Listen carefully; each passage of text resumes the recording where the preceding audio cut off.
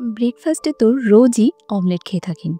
আজকের পর্বে শিখে নেব একটি স্পেশাল অমলেটের রেসিপি, যেটা খুব সহজে কম সময়ের মধ্যে তৈরি করে নিতে পারবেন এবং স্বাদ হবে একেবারে অন্যরকম। নমস্কার বন্ধুরা, আমার চ্যানেলে সবাইকেই স্বাগত। আমার চ্যানেলের আরও একটি নতুন পর্ব দেখার জন্য সকলকে ধন্যবাদ জানাচ্ছি। বন্ধুরা, আমার আজকের পর্বের রেসিপি আফগানি অমলেট। চলুন দেখে নেওয়া যাক রেসিপি। আফগানি অমলেট তৈরি করার জন্য প্যানের মধ্যে 2 টেবিল স্পুন তেল গরম করে নিয়ে এতে দিয়ে দিচ্ছি 2টো মিডিয়াম সাইজের ফাইন করে চপ করে রাখা পেঁয়াজ। এটা 2 মিনিটের জন্য হালকা করে লো ফ্লেমে ভেজে নেব। 2 মিনিট পরে এতে দিয়ে দেব সেদ্ধ করে রাখা আলু। 2টো মিডিয়াম সাইজের আলু এভাবে ছোটো ছোটো করে কেটে নিয়েছি। কাঁচা আলু ইউজ করতে পারেন, তবে রান্নাটা একটু তাড়াতাড়ি করার জন্য আমি সেদ্ধ আলু ইউজ করেছি। 2 মিনিট ভেজে নেওয়ার পরে এতে দিয়ে দেব 2টো বড় সাইজের টমেটো ভালো করে চপ করে নিয়েছি।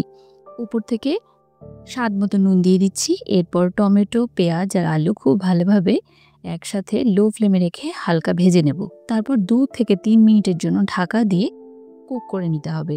2-3 মিনিট পর দেখতে পাবেন টমেটো কিন্তু অনেকটাই মজে গেছে। এরপর উপর থেকে দিয়ে দেব সামান্য পরিমাণ গোলমরিচ গুঁড়ো আর খুবই সামান্য হলুদ গুঁড়ো, অপশনাল। এটা হলুদ গুঁড়ো এখানে ইউজ করা হয় না, তবে আপনারা চাইলে দিতে পারেন, তাতে কালারটা ভালো আসে। এরপর খুব ভালোভাবে সমস্ত মিশিয়ে নেব। এই রেসিপিতে অন্য কোনো মশলা ইউজ করা হয় না, শুধুমাত্র গোলমরিচের গুঁড়ো। আপনারা চাইলে অন্য কোনো দিতে পারেন, তবে গোলমরিচের গুঁড়োতেই কিন্তু খুব ভালো একটা টেস্ট আসে। সমস্ত মশলা মিশিয়ে নেওয়ার পরে এর উপর থেকে দিয়ে দেব এইভাবে ডিম। আপনারা যতগুলো ডিম আপনার প্রয়োজন সেই কটা ডিম উপর থেকে আপনি দিয়ে দিতে পারেন। এরপর ঠিক ডিমের কুসুমের ওপরে অল্প অল্প করে ব্ল্যাক পেপার দিয়ে দিচ্ছি, যা দেখতে ভালো হয়। এরপর 3টে বড় সাইজের কাঁচা লঙ্কা আমি না চিড়ে দিয়ে দিচ্ছি। এরপর একটা পুরনো প্যান অথবা তাওয়া নিয়ে তার ওপরে প্যানটা রেখে দিলাম এবং উপর থেকে দিয়ে দিচ্ছি ফ্রেশ ধনেপাতা কুচি। মিনিমাম 7 থেকে 8 মিনিট অথবা 8 থেকে 10 মিনিট আপনাকে রান্না করে নিতে হবে। আমি 10 মিনিট রেখেছিলাম। 10 মিনিটে আফগানি অমলেট কিন্তু একদম রেডি হয়ে গেছে। তো আপনি যদি একটু কম সেদ্ধ করতে চান তাহলে কম সময় রাখবেন, আর একটু বেশি সেদ্ধ করতে চাইলে বেশি সময় রাখতে পারেন।